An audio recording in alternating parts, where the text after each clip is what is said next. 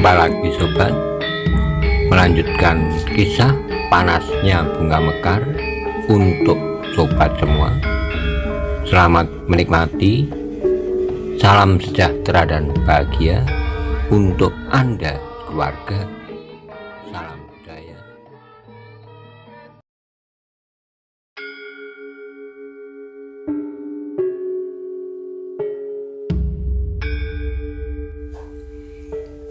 Pada episode sebelumnya dikisahkan, ketika Maesa Bungalan berjalan menuju ke Padepokan Kenanga, dari kejauhan ia melihat rombongan dari Padepokan Watu Kendeng pulang dari padepokan itu.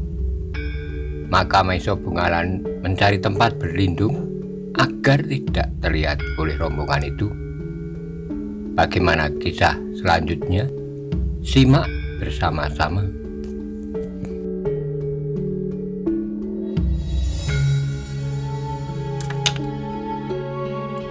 Ketika iring-iringan orang berkuda itu telah lewat, maka Maesa Bungalan pun kemudian berdiri termangu-mangu sambil memandangi debu yang beramburan. Ia berdesis.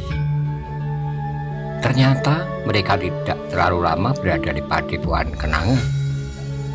Tapi apakah dengan demikian pertanda bahwa sudah ada pembicaraan sebelumnya, sehingga kedatangannya itu hanyalah sekedar mematangkan persoalan saja? Maesa Bungalan justru menjadi semakin gelisah, sementara langit telah menjadi semakin buram, seburam hati anak muda itu.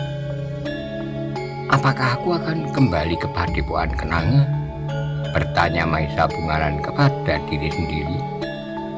Bukankah dengan demikian berarti bahwa aku harus menemukan alasan yang tepat kenapa aku kembali? Maesa Bungalan masih saja termangu-mangu, namun seolah-olah di luar sadarnya kakinya pun kemudian melangkah menyusuri jalan kembali.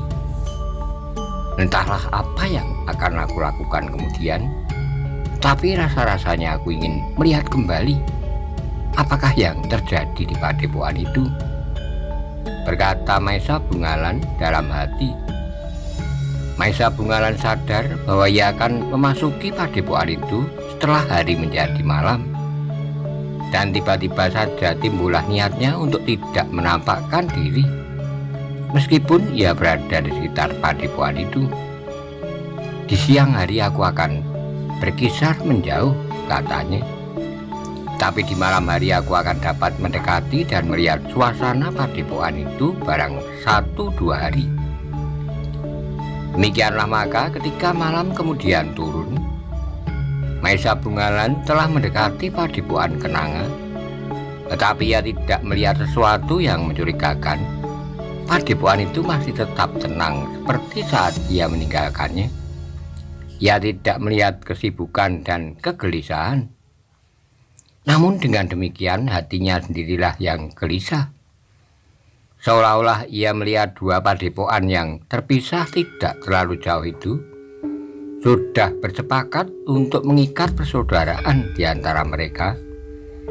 Adalah kebetulan bahwa Padepokan Kenanga mempunyai seorang gadis, sementara Padepokan Watu Kendeng mempunyai seorang anak laki-laki. Aku akan menunggu apakah yang akan terjadi selanjutnya, katanya kepada diri sendiri. Dengan hati-hati Maesa Bungalan mengawasi regol padepokan itu dari jarak yang agak jauh.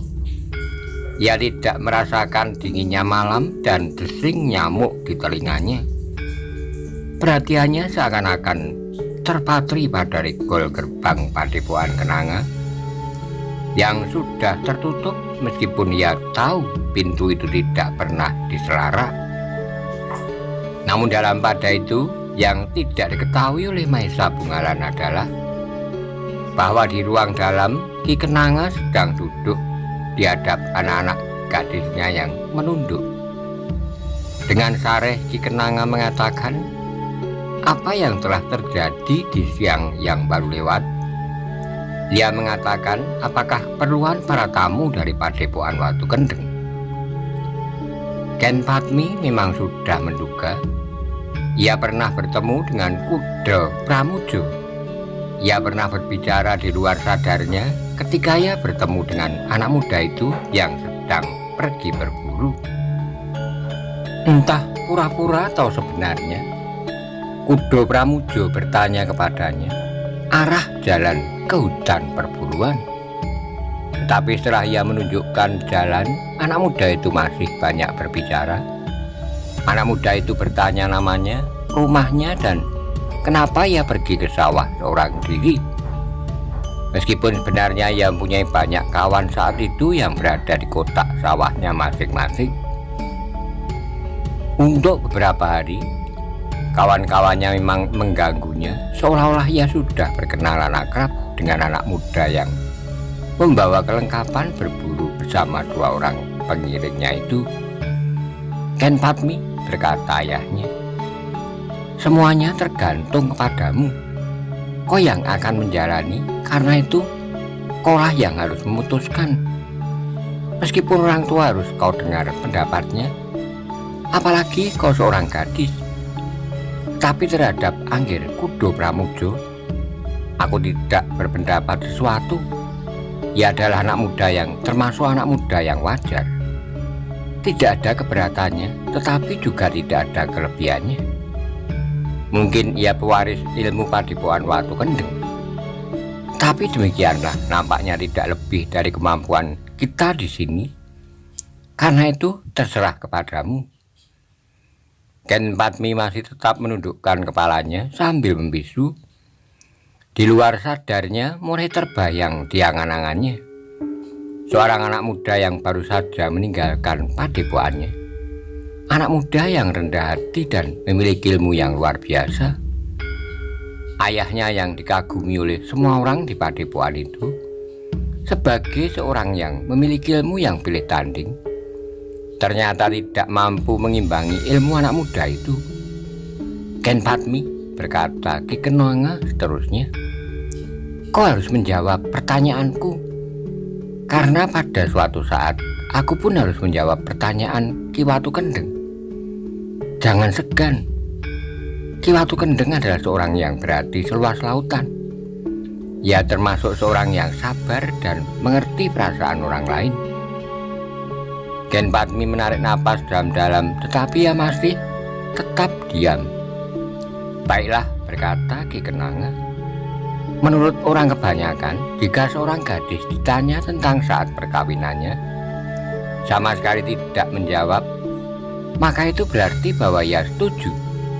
Karena itu sepekan lagi, jika Ki Watu Kendeng datang kemari, maka aku akan mengiyakan lamarannya bagi anaknya Kuda Pramujo. Ayah, tiba-tiba saja Ken Padmi berdesis. Tetapi suaranya terputus di kerongkongan seperti semula. Ia pun menundukkan kepalanya dalam-dalam sambil bermain-main dengan kukunya sendiri. Apa yang akan kau katakan?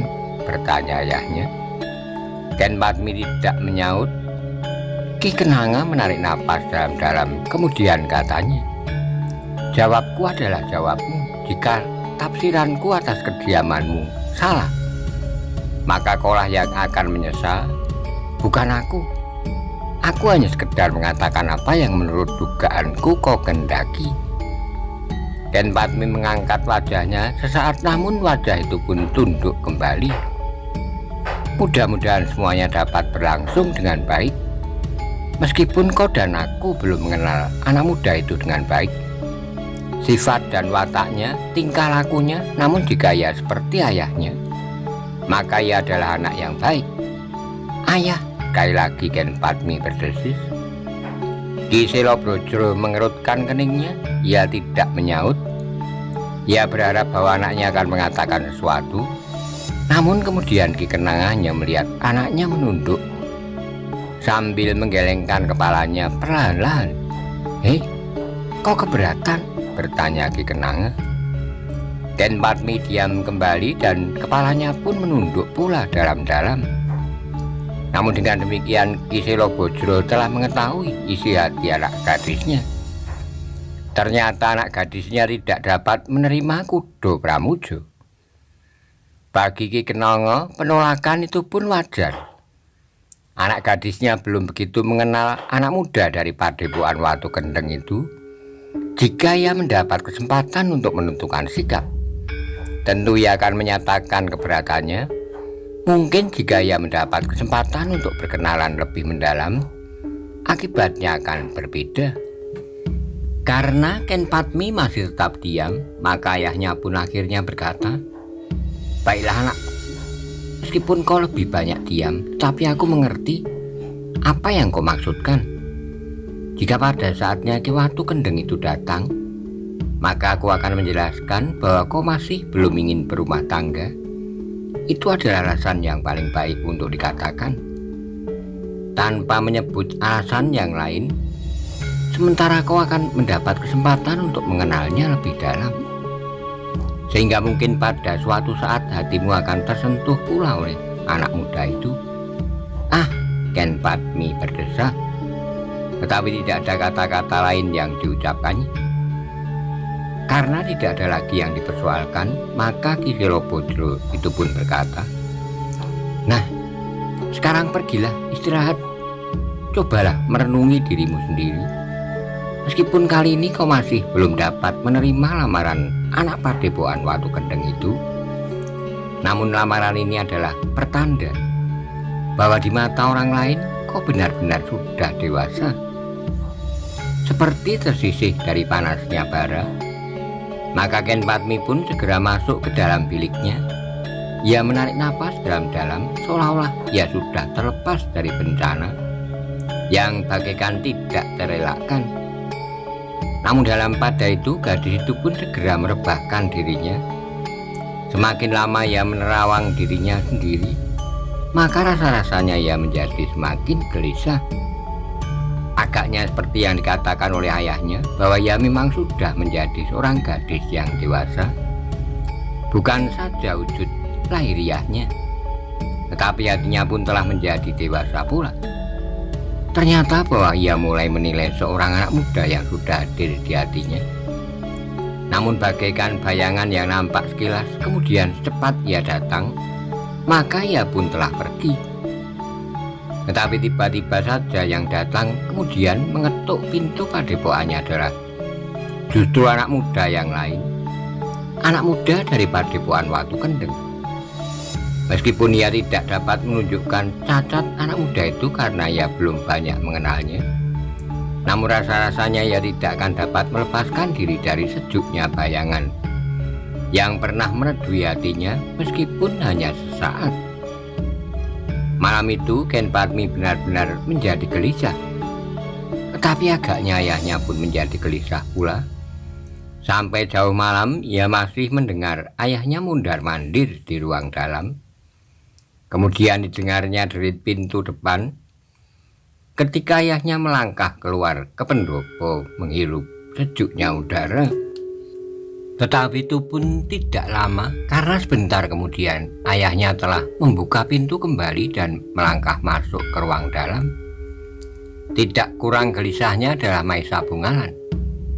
Ia masih tetap mengawasi regol halaman padepokan, namun ia sama sekali tidak melihat sesuatu yang mencurigakan, sehingga ketika malam menjadi semakin larut, maka ia pun menganggap bahwa untuk malam itu ia sudah cukup lama mengawasi regol Padepokan Kenanga. Karena itu maka Maesa Bungalan kemudian berdiri sambil menggeliat. Rasa-rasanya badannya memang menjadi letih. "Aku akan mencari tempat untuk beristirahat. Jika mungkin tidur barang sekejap dimanapun yang mungkin," katanya kepada diri sendiri. Namun ketika Maesa Bungalan baru saja melangkah, ia pun segera merendahkan badannya dan berlindung di balik dedaunan. Dalam keremangan malam, ia melihat bayangan yang lewat dengan cepatnya di sepanjang jalan menuju ke regol halaman. Jantung Maesa Bungalan menjadi tegang, bahkan ia pun kemudian bergeser untuk dapat mengikuti bayangan itu lebih jelas. "Siapakah orang itu?" desisnya dengan curiga.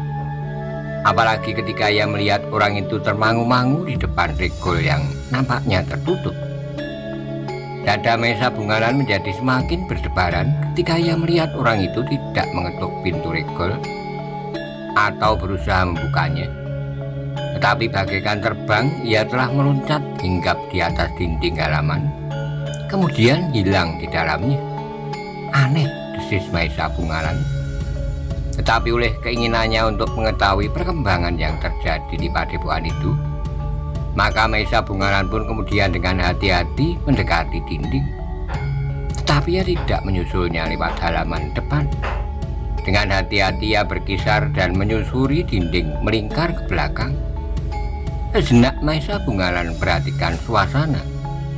Ketika ia yakin tidak ada seorang pun di halaman belakang, maka ia pun telah melompat pula masuk ke dalamnya. Untuk sesaat Maesa Bungalan termangu-mangu, ia tidak tahu kemanakah bayangan yang telah memasuki halaman itu bersembunyi. Karena itu, maka ia pun menjadi semakin berhati-hati. Ia mencoba mendengarkan setiap bunyi dan melihat setiap gerak. Tapi Maesa Bungalan terkejut karena orang yang memasuki halaman rumah itu ternyata tidak bersembunyi. Ia agaknya berada di pendopo padepokan itu dan dengan lantang ia menyatakan kehadirannya. Ki Kenongo, terdengar suara memanggil di pendopo. Apakah aku boleh bertemu barang sejenak? Kehadiran orang itu telah mengejutkan Ki Kenongo yang baru saja merebahkan dirinya.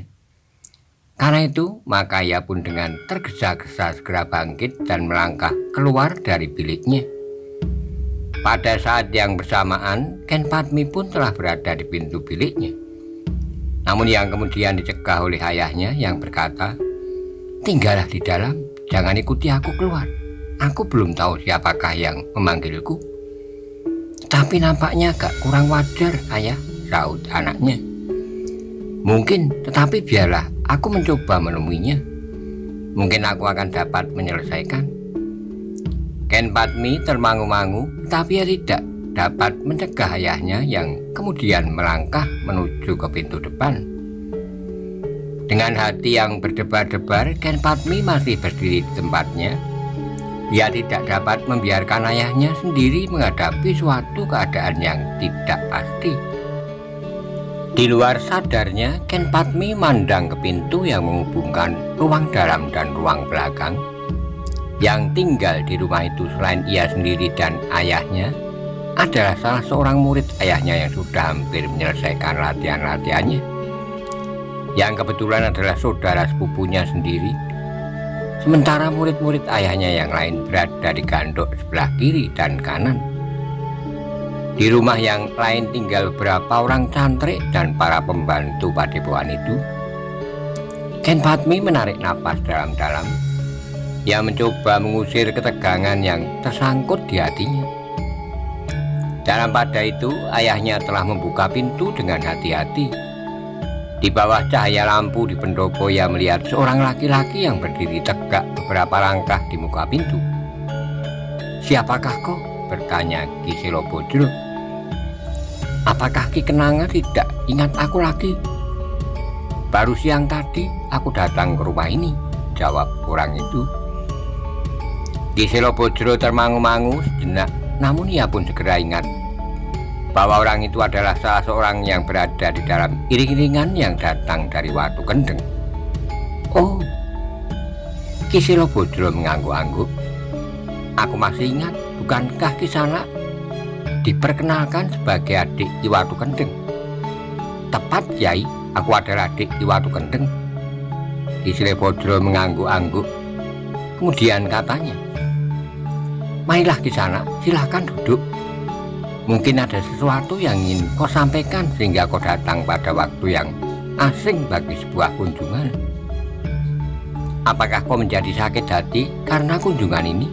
bertanya orang itu. Ki Selobodro mengerutkan keningnya, tapi ia masih tetap mencoba tersenyum. Katanya, "Silahkan duduk." Orang itu pun kemudian duduk di pendopo berhadapan dengan Ki Selobodro. Sementara dengan sangat hati-hati, Maesa Bungalan telah bergeser mendekati. Meskipun ia tidak dapat terlalu dekat dengan pendopo, namun lamat-lamat ia dapat mendengarkan pembicaraan kedua orang itu. Kadang-kadang beberapa bagian dapat didengarnya dengan jelas, tapi kadang-kadang seolah-olah ia hanya mendengar orang bergumam tanpa arti. Meskipun demikian, dalam keseluruhan Maesa Bungaran dapat mengerti apa yang sedang dipercakapkan. Ki Silobodro, berkata tamunya, "Aku minta maaf bahwa aku datang jauh malam dan bukan waktunya untuk berkunjung." Ki Silobodro tersenyum betapa kejutnya. Orang itu telah menyakiti hatinya bukan saja karena kedatangannya jauh malam, juga pertanyaannya, apakah ia menjadi sakit hati. Justru pertanyaan itulah yang sebenarnya membuatnya kecewa. Meskipun demikian ia masih tetap menahan diri. Ki Kenongo, berkata orang itu, "Kedatanganku kali ini sama sekali tidak ada hubungannya dengan Kakang Watu Kendeng. Meskipun persoalannya memang bersangkut paut." Ki Kenanga mengerutkan keningnya, tetapi ia masih mencoba mengangguk-angguk sambil berkata, "Tentu persoalan yang sangat penting." "Ya," jawab adik Ki Watu Kendeng. "Persoalannya menyangkut masa depan seseorang." Ki Silobodro menarik napas dalam-dalam. Ya, mulai meraba persoalan apakah yang akan disampaikan oleh adik Ki Watu Kendeng itu.